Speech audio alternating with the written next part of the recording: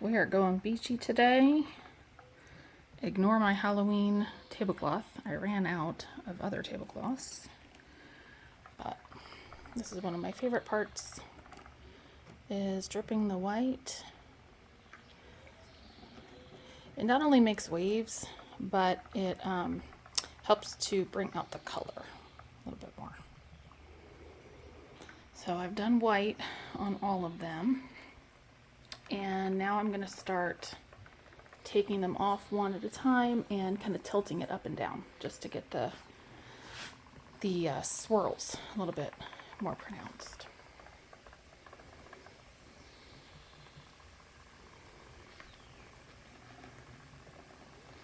So we've got 2 stem wine glasses, 2 stemless wine glasses, and 2 vases. Fun times. This is how I get the swirling. I literally take it off, hold it by the, whatever this is called, and just let it drip in one direction, making sure it doesn't drip too much. But something like that is what I would call, thank you Bob Ross, a happy little accident.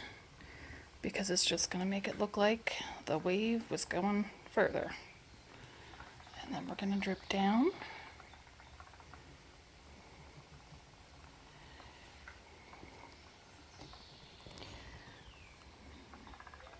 And then it'll go back on the turner. And it'll change even more. Just a little close-up of the dripping.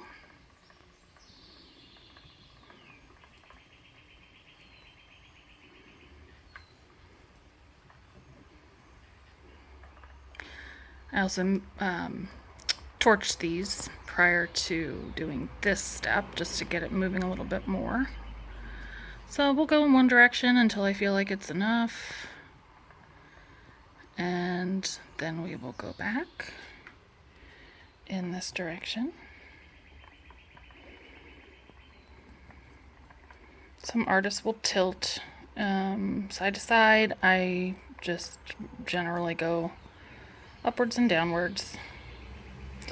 The turner does the side to side motion for me, as far as I'm concerned. And back on the turner. There's a little torching action. You gotta move fast.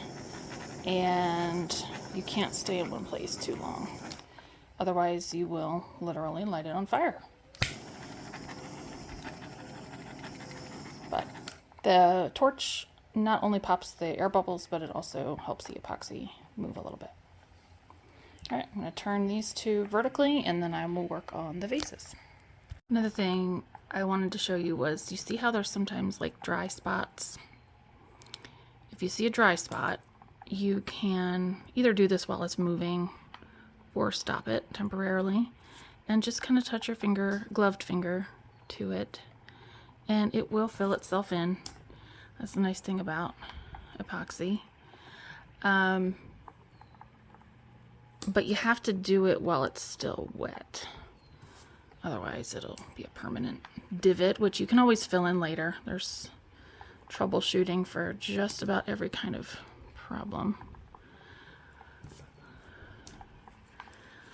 And then after I do that, I generally torch it just to get it to smooth back out.